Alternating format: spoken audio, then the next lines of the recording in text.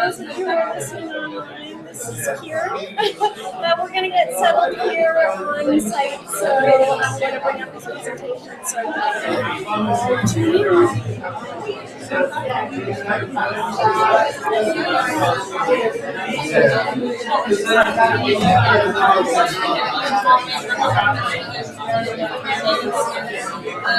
Just going to check it.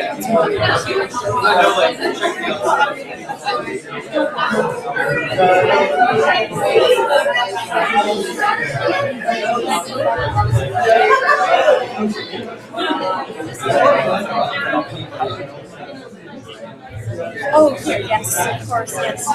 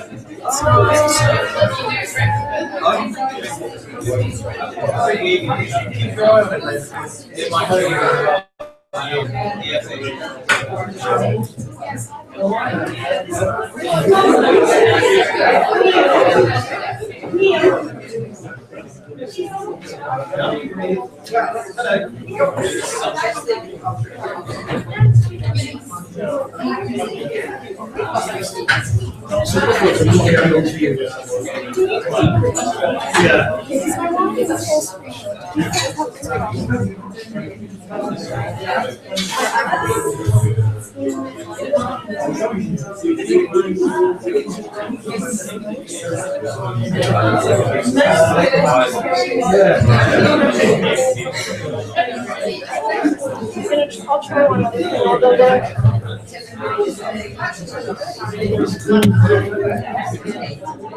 I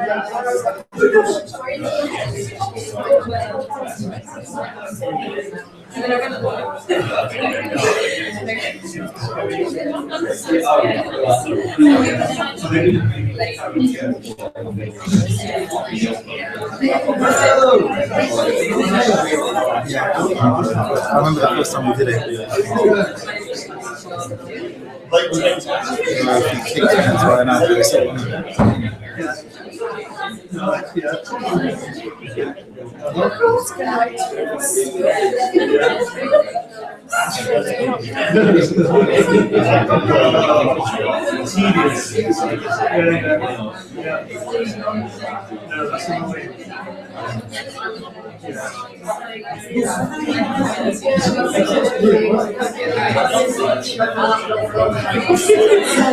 just casting up is not casting. Can you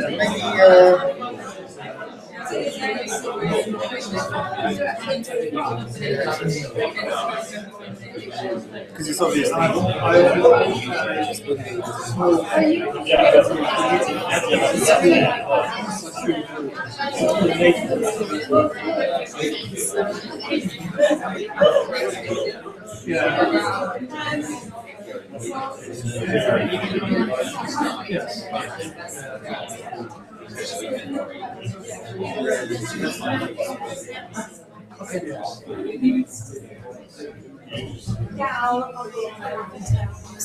Hi all, welcome to the next installment of our Yours seminars. I'm very excited to welcome Kieran and Baxter here, who's come down on a whirlwind tour from Dundee, headed back up minutes after the talk ends.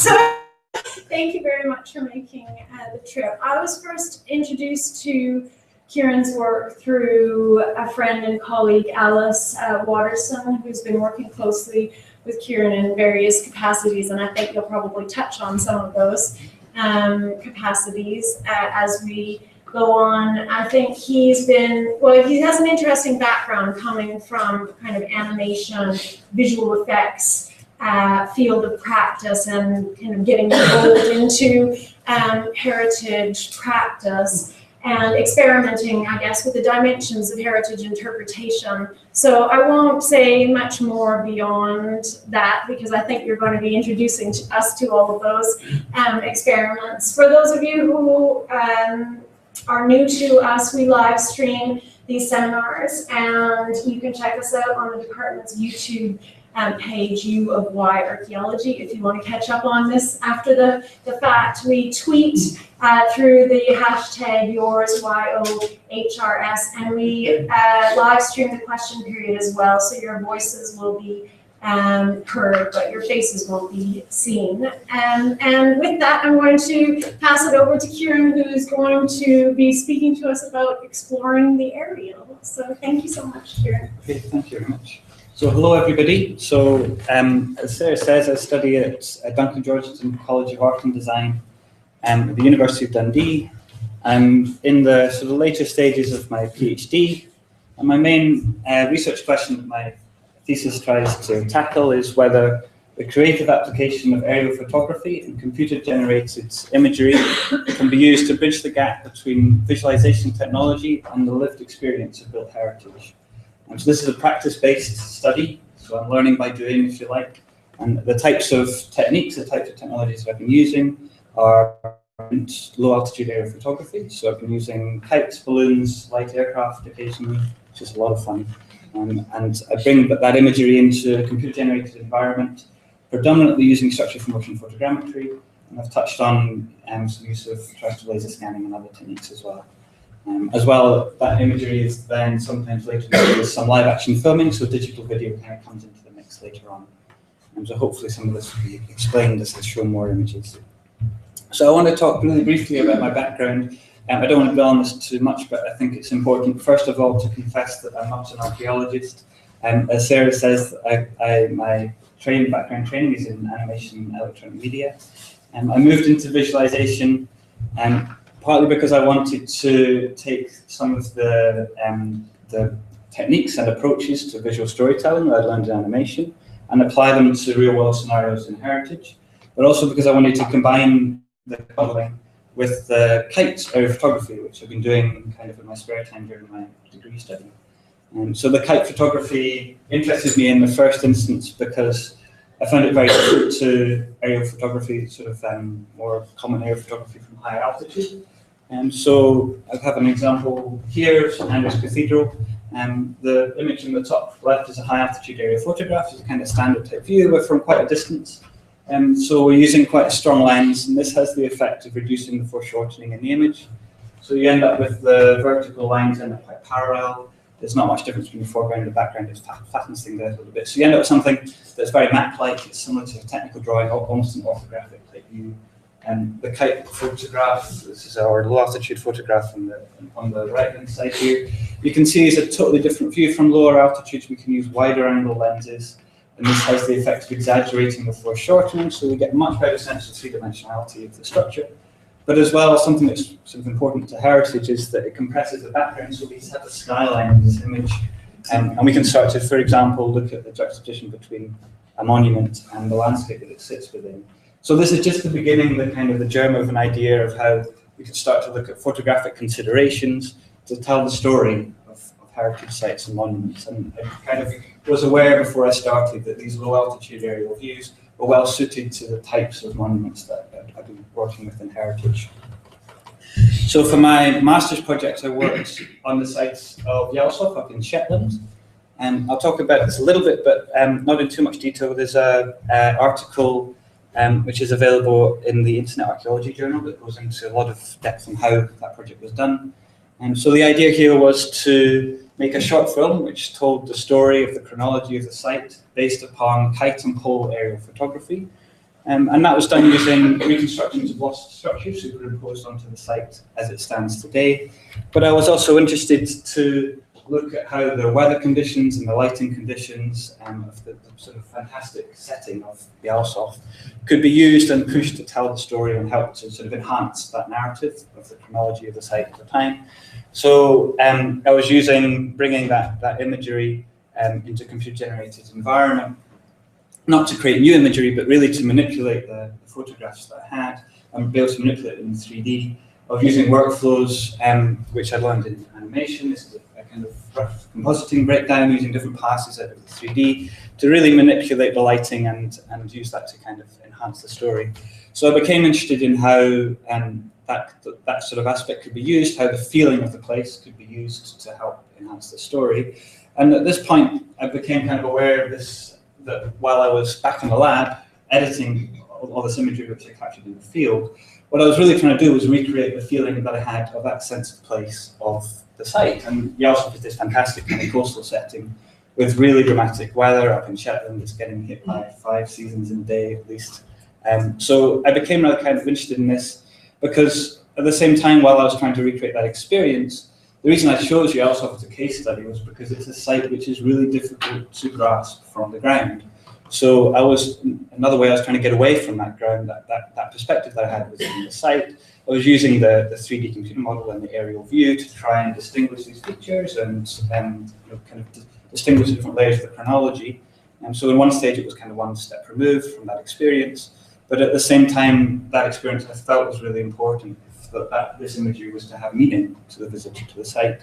So that was the kind of the beginning of what became my PhD, which looks at these 2 different kind of posing aspects, the revealing and the experience of the site itself.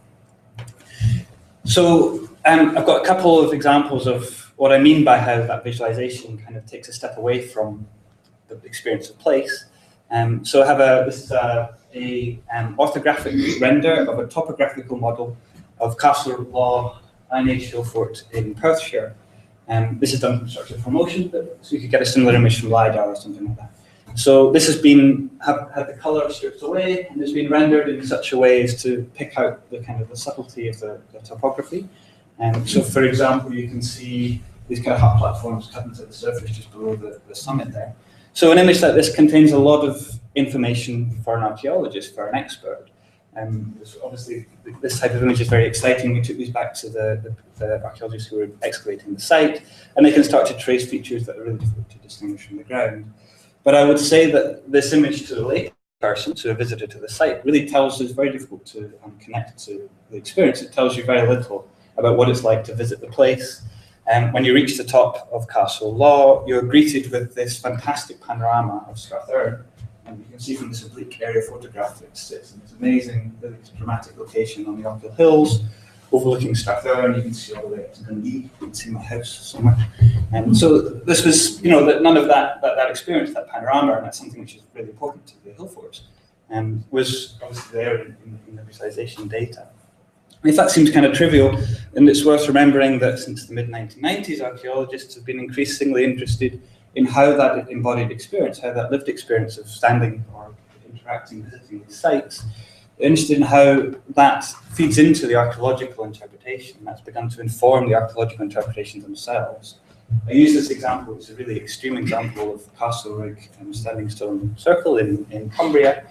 There's another, this time I'm using an aerial photograph, another kind of standard high altitude aerial photograph, again with a strong lens, looking in on the circle. We've got very little perspective. This gives a really kind of accurate representation of the layout of the stones. In theory, it gives you a lot of information.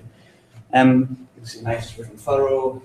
So it looks like a site plan. You could kind of measure out the stones from there. But it really tells you nothing about what it's like to stand in the centre of the circle. And this is something which is really, really key at Castlereagh, and indeed most, if not all, of the standing stone circles in Britain, is that as you stand in the middle, you have the stones set against this fantastic landscape around you, so big stones on one side against these tall mountains, and then kind of smaller stones on the other side where the landscape's a little bit lower. I've used this Richard Bradley quote of that the stones seem to crystallize the surrounding landscape. So there's this kind of idea of a circle within a circle. And so you can kind of see that this embodied experience, as you know quite well, it's not just a case of connecting, for the layperson, for the visitor, but it's really, really kind of critical to the interpretation. So why does this matter if your topographical models and your aerial photographs are taken to be interpreted by experts? And obviously archaeologists are used to reading aerial photographs, are used to reading these images and also superimposing them on their experience of the site. Well, what happens when you take these images into the public domain? Well, usually in archaeology, we take three-dimensional representations of sites into the public. We talk about this under the term of virtual reality or VR. In virtual reality models, which are really interesting, they tried to bring that kind of personal perspective back in. And what's interesting about VR is the way that it prioritizes an embodied experience. So virtual reality is often interactive, so you have that kind of personal interaction. The user is making decisions about how they explore the site or the virtual 3D space. The user can sometimes have this avatar or the representation of themselves within the virtual space. And we take this a step further when towards this kind of embodied presence, when we start to look at stereoscopy and the Oculus Rift, etc. So this is interesting because at the same time, virtual reality is trying to sort of re-immerse or represent these 3D structures in a way which is really personal. At the same time, it's still a visualization technology, and it's still trying to show aspects of the site which would otherwise be invisible, maybe reconstructed of lost structures, or just trying to show the structure of these sites. In order to do that, the best way is often to allow free movement around and above the structures. So you end up with this, a virtual reality environment, which again is really kind of prioritizing embodied experience, but at the same time we have this kind of flight mode, so we can really kind of get to grips with how things are going. So in some ways we're kind of back to square one. We have this kind of sort of two directions. We really want to see as much as we can of this data. We want to be able to sort of communicate that really well. But at the same time, we want to be able to make that a kind of personal experience and something which relates to the experience of visiting the site itself. So this is the kind of these two directions which my thesis tries to explore. And I'm kind of working on the hypothesis that creative practice can help to kind of bridge the gap between these two. So what do I mean by that? And I want to just kind of start by saying that I think that these kind of two sides of the aerial view have been explored in the past by artists. The kind of personal and the sort of impersonal nature of the aerial view have been explored in other ways. I have some examples of artist photographers who use the aerial view. Emmett Gowan, who moved from portrait photography into aerial photography and photographs pollution and this kind of human destruction upon a landscape. Marilyn Bridges has photographed ancient monuments all around the world. And both of these photographers, I think, very much break away from those kind of traditional connotations of the aerial view being this kind of map-like objective representation. These are very personal perspectives, and these artists managed to bring their own points of view and their own personal sort of way of looking at the land and the relationship with the land into the images that they produce, despite obviously being taken from the air. And it's kind of interesting to note as well that they have this kind of sensitivity to the way that light falls on the surface of the land. So you get this really kind of sort of subtle features showing up just because of the time of day that they're choosing. And of course, this is really something that's done all the time in aerology, but it's useful to sort of artist photographers as well. Something else which is interesting is Patricia MacDonald, the Scottish aerial photographer, has noted that the experience of looking at a static aerial photograph doesn't bear really any resemblance to the experience of taking photographs from a light aircraft. And so where one is just a purely kind of visual exercise, when you're in a small plane, there's a lot of other kind of sensory things going on. So you have a lot of noise, a lot of wind, a lot of cold usually. And crucially, I think you have this kind of movement. It's always kind of involved in this flight. And this is something which is kind of taken away when you look at the photographs themselves. So MacDonald uses these kind of sequences of images taken as she flies around the landscape to give this impression of flight, I think, but also as well to give an impression of a landscape which is constantly kind of moving and can't be fixed into this static representation. And this kind of brings to mind so Tim Ingold's thinking that landscapes aren't fixed, but are made of a combination of pathways of movement through them and around them. And that's something which has obviously been of great interest to archaeologists is Aaron Watson's kind of landscapes sort of deal with this same kind of notion, I think, of moving through and around ancient monuments and showing how the monuments changes, the perspective changes through them. So this is just a kind of flavor of some of the sort of influences that I'd like to draw from, some of the fine traditions I'd like to kind of build on. So with that, I'd like to introduce, I'm going to talk about a couple of the case studies that I'm working on in my PhD. The first one is the Caterthins. The Caterthins are a pair of really enigmatic hill forts up in Angus, about halfway between Dundee and Aberdeen. And I chose this site, or pair of sites, particularly because, similar to Yalsoft, it's a site that's very difficult to grasp from the ground. You get lots of visitors here. It's a great, to kind of climb up the hill and you get the view, but you often really can't see what you're walking on. There are features which were only discovered from a plane, from looking from an aerial view, and it's very, very difficult or impossible to find from the ground. And I've tried; it's really, really difficult. So, for example, the big kind of circular feature on the right-hand image, that kind of circular enclosure, which is shown up in the snow here, is very difficult to trace from the ground. And as well, the site is huge. I mean, at the moment, even this photograph, we're looking at just the kind of inner enclosures. So it extends much wider out. So how do we kind of communicate this incredible story of these ramparts and the manpower taken to build this incredibly complex structure, but in a way which kind of connects back to that experience of climbing up the hill and the experience of visiting the place. So to start with, I should say that this is a case study that I'm working on over many months, returning to the site because it's quite close to where I'm based, and taking photographs with kites and planes and from the ground as well, and with the help of Historic Scotland to monitor the site, and as well the landowners who very kindly helped me to do this. But one of the first things that I did was take a whole load of photographs and run them through Structure for Motion to get this high-resolution topographical model of the site. These images were done in collaboration with Susie Green, who was studying at UCL at the time. So we put together these very, very high resolution maps. Again, these are orthographic projections. It's an orthophoto, and I think this is an elevation difference map. You can see these really, really sort of ephemeral structures. There's a nice cut circle there, and there's some sort of unfinished ramparts on the top there, and some sort of older ramparts there. So all of this kind of detail comes out. Again, a lot of information, for those who can interpret it. But this is totally removed. You would just show us to visit to the site. It would be totally removed from what you can see. There would be no way to kind of connect that back to the site that you're walking over.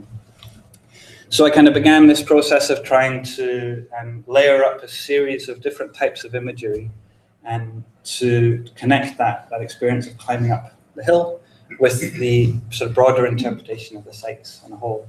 So I'd like to show you, this is a kind of a work in progress, is unfinished, it's still a little bit rough around the edges. But I'd like to show you a kind of introduction of a sort of animated sequence that introduces the site. So we're gonna, just give me a couple moments because we'll need to jump out to the video. Well, there's a problem with the live stream too, so I'll fix that at the same time. Well, if we can't get this to work with the live stream, then I can maybe include links to the materials that you can check out.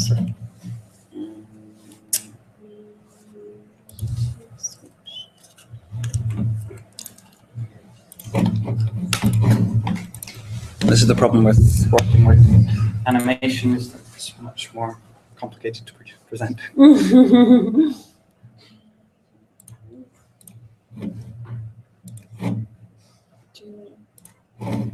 Cool.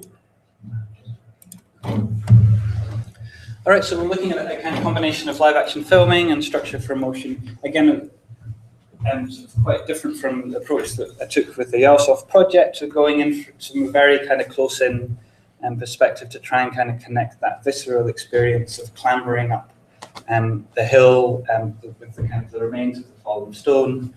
And I use this artifact on the site, this fantastic cutwork stone, as a kind of starting off point, just to connect this kind of level, the microcosm of this is White Caterthon that we're on, with the kind of the macrocosm of the landscape.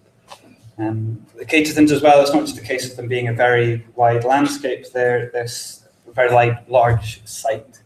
Their setting within the landscape, as with all of the hill forts, of course, is very important. So we have this kind of, they're set on the peripheral of the Grampian Mountains, so to one side you have this kind of mountain range, and you can see all the way out to the sea and this kind of lowlands on the other side. So that's something that the difference in scale that was sort of important to understand the site was the kind of main challenge here. So that what you just saw was a kind of combination, obviously starting from live action and blending together a series of images using the kite photography, and also obviously by the time we get to this stage on a much bigger scale, and that's using images taken from a Cessna flyover.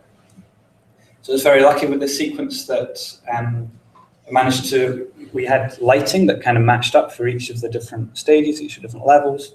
So I was kind of really keen to use as much of the natural lighting that we could capture in camera as possible. So just to give it that kind of integrity, that sort of fidelity, not necessarily accuracy, but fidelity to the original site, rather than sort of resorting to computer-generated lighting. So again, this obviously doesn't really go very far in terms of interpreting the site, but it's brought us up to that kind of level, the kind of height that you'd have to be able to see those broader structures. So hopefully you get a kind of flavour of that as an introduction to an interpretive film that shows some of those structures and their chronology and their meaning. Are we switching back to PowerPoint? Oh now? yeah, to PowerPoint. That's okay. Yeah. Sorry for the technological slowness. Perfect. So hopefully this will take care of the live stream problems that we were having before.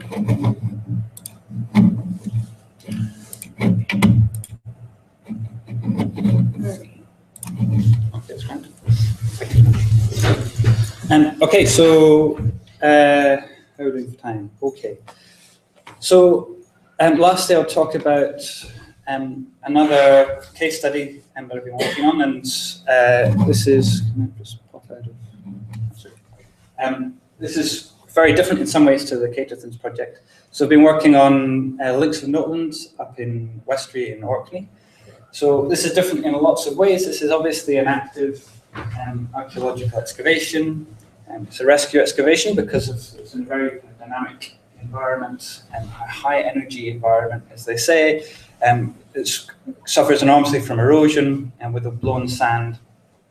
So there's a kind of urgency about excavating this very vast site which spans through Neolithic into Bronze Age. So there's a lot of stuff here, and it's in a site which is changing all the time. So this is different in that it's more like a kind of a live brief, if you like. There's a lot of interest in the site today. It's not like the Caterthons, which was excavated in the 90s and now just is kind of sat there. So Historic Scotland are commissioning excavations done by Ease Archaeology. So these are kind of stakeholders as well as the local community. Obviously have a lot of interest in the site and its future and what it will mean for the island.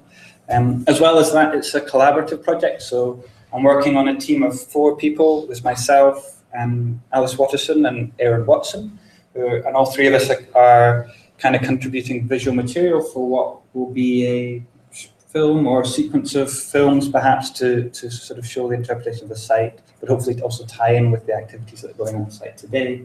And there's also John Lass, who's our sound guy, who's doing that other half of the production, who's putting the sound together. So this is different in as much as it's the work that I'm doing is kind of fitting within a collaborative effort. And it's also, the site itself is very different, and it's obviously changing every day as it's being excavated. And that raises a whole load of different challenges for us. Every time we go back to photograph, the site's completely different. They can't really put down tools there without the sand blowing back into the trenches. So it's a very kind of dynamic site to work with. And yeah, very sort of changeable. So again, similar to the Caterthons, the first thing that we wanted to do was build a topographical model of the whole site. So we had some kind of base to work from. And the site, like I said, the site's changing all the time, but we just had to kind of go for it and get it at some particular stage. So to do this, I used, in this case, I used a rotating kite rig. So this rig just kind of spins around and takes photographs at regular intervals, and then walking traverses across the whole site and get this scatter of hundreds of photographs across the site, and converted this into an orthophoto using structural for motion, and you saw photoscan if you're interested. So this is a very high resolution orthophoto, which you can't really see on the screen, but you can kind of, you can zoom into every stone at this level. So this again is very useful for the archaeologists, this kind of view, this kind of orthographic rendering. It didn't necessarily show up anything new, but for example, there's this really nice Bronze Age field system over here. It shows up, I think we just caught a nice time when the sort of, it rained maybe and then was sort of drying out again, so you get these kind of differences. So this is a really kind of nice model, but again, we really wanted to move away from, or take that very useful data and move it away from this kind of site plan, this kind of looking into the trenches and just being able to discern the structures, and really say something about what it was like to be there and to be standing on the site and the experience of the site itself. Linked to Notland, something which we were particularly interested in was how its location was defining its character. So you can see from the map, we would regard this as being somewhere that's very remote. It's quite difficult to get to. So it's on Wester, which is one of the most northerly or the most northwesterly of the Orkney archipelago. So it's worth noting that this, is quite remote for us. It's a long drive and at least 2 ferries, or like quite a long flight on a small aircraft. But as well, if you look at sort of the evidence that's come up through the site, the kind of materials that they're finding and the sort of art motifs that they're looking at suggest the links to further afield, of course. And if you look on the map, it's kind of an obvious sort of waypoint on a coastal route that will run down the west coast of Scotland. There's a lot of suggestion of links up to Shetland as well. So what's kind of remote for us isn't necessarily remote for the inhabitants of the site who may be travelling more by sea. So that was a kind of an interesting sort of conundrum, if you like, of how to sort of demonstrate what that is, how that defined the character of the site. And what we came up with was that the site is, although like its position on the map like this isn't really very meaningful, isn't very useful, but it can be defined as somewhere which is at the end of a significant journey. So the journey to and from the site certainly definitely changed people's perception. If you're visiting the site today, and again from the kind of artifacts that are finding from further afield, is that idea that it was a site that kind of coastal journey was kind of crucial to its sense of being in that kind of significant place. So to kind of put that across, we developed a visual language using time-lapse photography, and we're doing time-lapse photography from ferries, but also time-lapse photography from around the site. And again, we've taken an approach similar to the Caterthins project. We've tried to kind of layer up these different types of imagery. Can we pop out to the video again? Just give us a few minutes.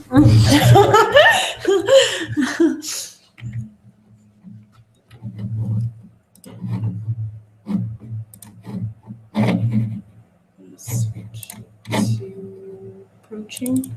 Yeah. Just a sec. Wait a minute. Pause.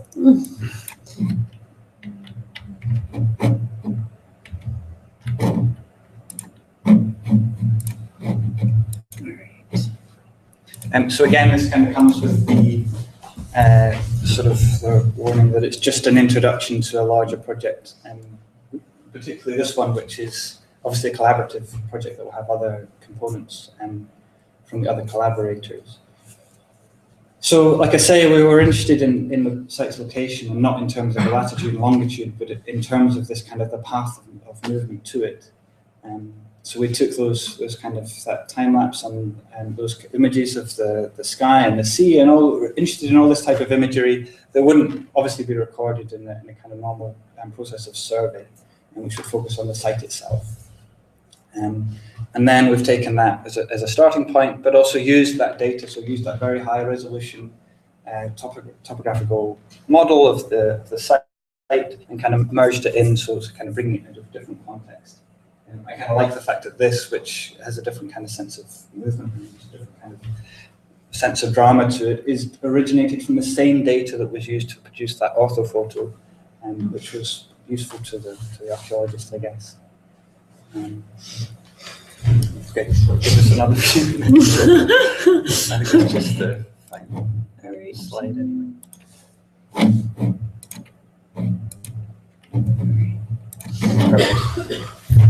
Okay, so I think that's me. In fact, I'm ahead of time, which is good. So just to say that the obvious thanks, I have a website which is topperfly.com, I have a blog and a Facebook page, and it's all linked through there, so anything kind of goes there. The contact details are here as well. Obviously, many thanks to my collaborators, Aaron Watson and Alice Watterson, as well as everyone else, particularly Scotland, who've helped different parts of both projects. And obviously, thanks to the supervisors and a whole lot of other people who didn't make it onto this screen. And thank you very much for listening.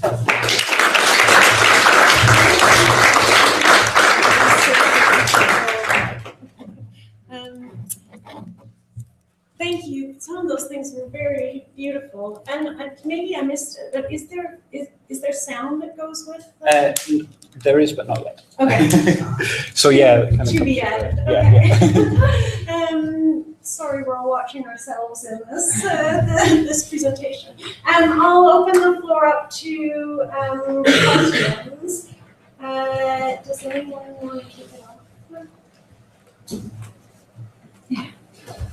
Yeah, very interesting. I was struck by the fact that you said some of the aerial photos that you were actually showing could only be understood and interpreted by people who knew what they were looking at, and that other people actually would mean nothing.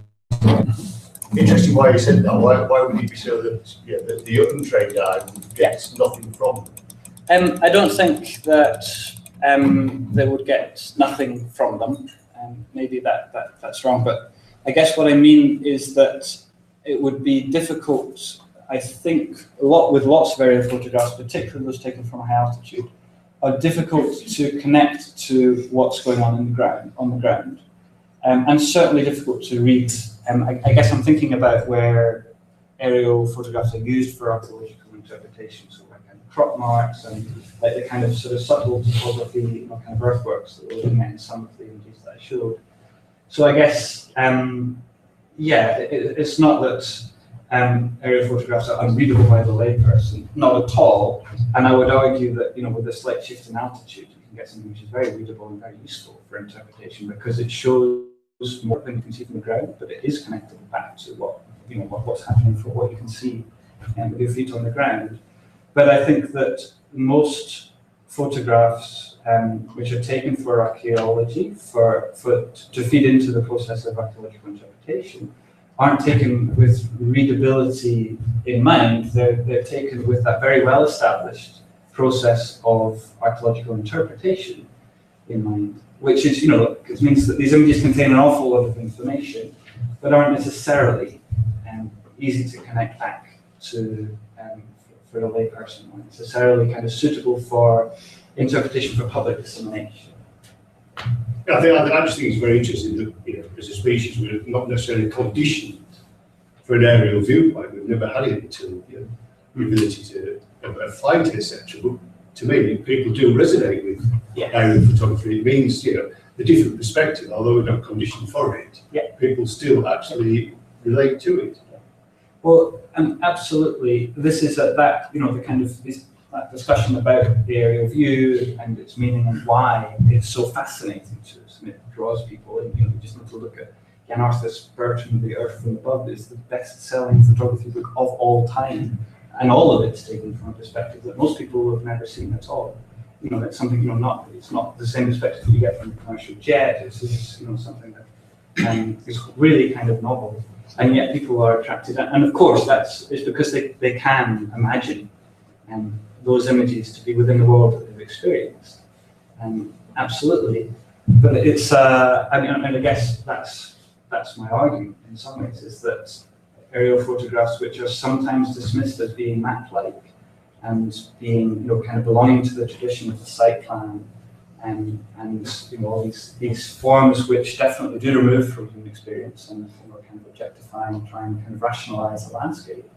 Aerial photography, I think, is different because it relates back to flight. And flight, for whatever reason, is imaginable. It is something we have in our psyche. Because it's to do with that kind of reading forms in 3 dimensions, which we're used to doing on a smaller scale. And it's very easy for us to project that up to a bigger scale.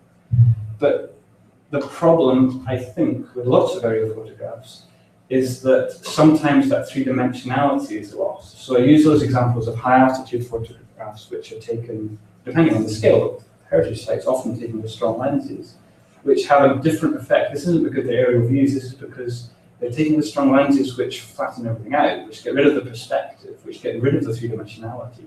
And you end up with something which is more like a site plan or a map or a cartographic representation. And that does remove from experience, I think. So it's an interesting, there's both aspects are in there, I think. And like some of the examples that I showed of artists, photographers who use the aerial view, I think the ones that have been successful, including Jan Arthur Bertrand, are the ones that really play on that line of images which are abstract but understandable, which are connectable to. But Jan Arthur Bertrand, for example, often, almost always, uses figures, even in Antarctica, when there's just the kind of fractal patterns that could be anything. As soon as you place a kind of a human figure or something recognizable in that frame, then you have this amazing abstract form, which on its own means nothing, but it's somehow relatable to a real world landscape that you can imagine. So I think, the successful aerial photography plays with that abstract cartography, but also that kind of a real world space that could be lived in. Yeah, that's right. Amazing images. Two questions, if I may. One just on the sort of technology behind the really striking video that you showed of your colleague kneeling by the cup and rinstone, and then sort of panning back to get that sort of aerial view and how that was achieved. And then the second one, from wearing another hat, I wondered how you were going to submit your PhD. What it was going to take. Yeah. Okay. Well, the first question.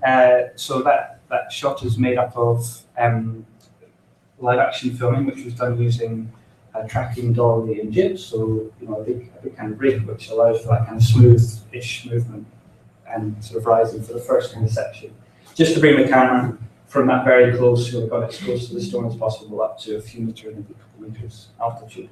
That sounds like it's, but this is a tracking dolly and jib that's designed to be used in a studio and going over like rocks. There's a lot of kind of tracking to be public. And then that was match moved, so this is something which is really common in visual effects and film. So it's a process of taking footage of a moving camera and translating that into a virtual camera movement. So the position of the camera for every frame is known. It's the same process of beginning this process of structure from motion photogrammetry. So that's a kind of standard process. So then that allows it to be lined up and matched up and then blended with a computer-generated sequence which was made from kite photographs and then to up to a certain point and then high altitude photographs structure. So it kind of starts off as full live action and then there's a kind of transition period, and then it ends up as full CGI with bits of kind of projection just to help it kind of merge together. Obviously the figure needs to be put into the CGI environment. So that's a summary. So yeah, this is, I guess I should say this is sort of taking those kind of visual effects workflows and treating it as a visual effects problem of combining computer-generated and real elements together. And that's something which, probably everything that I've been working on kind of comes back to, is that it's a kind of combination of real and unreal elements and kind of how you can merge those together. So how am I going to submit my thesis? Well, I guess I'm really lucky in Dundee because Dundee College of Art has been very sort of active in the area of the idea of art practice as research. So there, like lots of the people have been sort of very active in developing that field, which is relatively new. I think the first time that somebody submitted work as a thesis or submitted work as part of their thesis was 1989 or something like that, and obviously it started as a trickle and slowly built up. So we're a really good sort of time, but it's still a relatively kind of new idea to be doing this, making imagery as my thesis and as my research. So I'm really lucky to be in that environment. It's really kind of receptive to that. If I was in another university, I'd have to make a big display of justifying that, but it's something that's everybody in my college is working in that area, usually anyway, not but it's something that's really kind of well understood. So I submitted a written thesis. It's probably a lot shorter than if I was just working on that, because it's having 2 PhDs. And I think I'm quite lucky in terms of doing an art practice-based PhD, in that I'm doing animation, which we've got on disk, and even though we have these technical problems, it's usually quite easy to transport around into the artifacts I'm creating, and it's usually quite easy to use. You know, people who work in sort of fine art-based PhDs have a lot more difficulty if you can't submit an exhibition into your, it doesn't go in the library. So I'm kind of sort of lucky for that, I guess, and it becomes a question of me sort of establishing the qualitative sort of evaluation methods that are required to take that work, which is a large part of the submission, but to try and fit that within the context and make it meaningful and useful and applicable to other people in that area. I had a question kind of related to that. So how is your work being deployed by the heritage sites themselves right now, or once sound is added and all of that? Because arguably a lot of the kind of objectification comes from the heritage interpretation itself, which uses aerial photography in a rather superficial kind of, here's a site, now move on to all of our more richer interpretative material that accompanies it. So I was wondering how you think this is going to get rolled out. And yeah, are they going to be able to do what I think is a very evocative thing through your, using the medium of filmic kind of intervention? Can they turn it into a panel on site and still convey what you're wanting to convey? Yeah, I think so. I think it is an area that needs a lot more exploration. I should say that the ALSOF is now on site, which is fantastic because it was always designed to be in that environment. It was always designed to be an aid to being, to standing on the site and to help the visitor to imagine the lost structures. So that's, is a kind of great kind of place, great kind of way, and great that in that case Historic Scotland have sort of been excited enough about that work.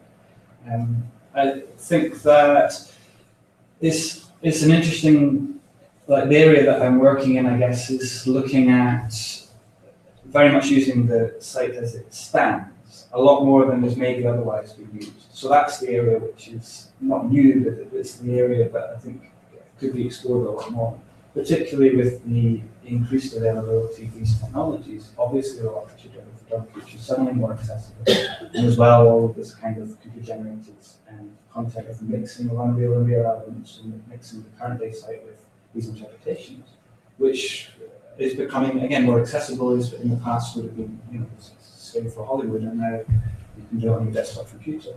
So absolutely, I can't answer how it will be rolled out, but the potential is there certainly, and there has been a lot of interest. So I've been working with Historic Scotland on other projects, not with animation, but with stills, and combining these low altitude area photographs, and which has been really exciting because we're using that in the interpretive aspect of the photography itself, and really pushing that in a way which we don't necessarily see in other use of photographs.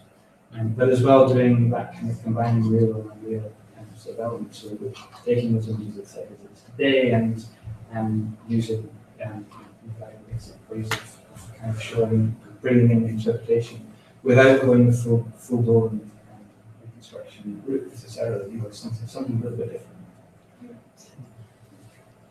Yeah, just a quick one.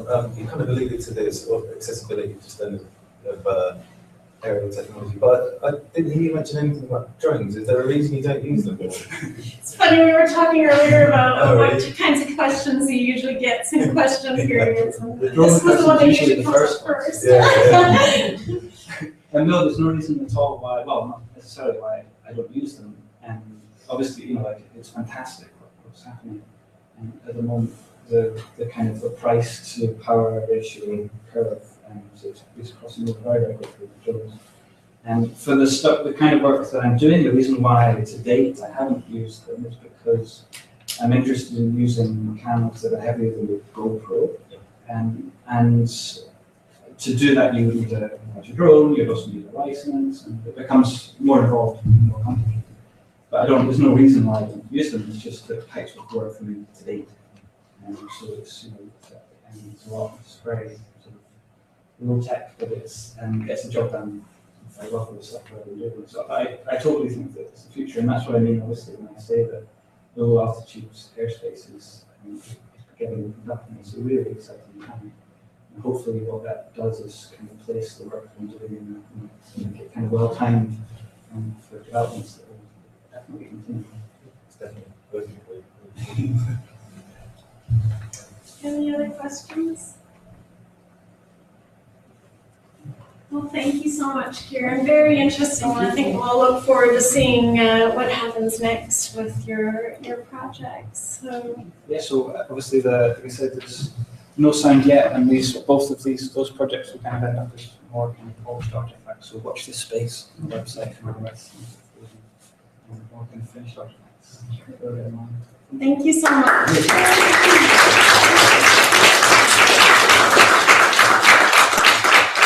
everybody. We're back next week, I think, with Matthew Tyler Jones, if I've got it all in my head correctly, who's going to be taking us through some of his experiments with National Trust and other sites experimenting with digital mobile technologies and narratives. So thank you for joining us. Finish the wine, please. I'm just going to turn it on.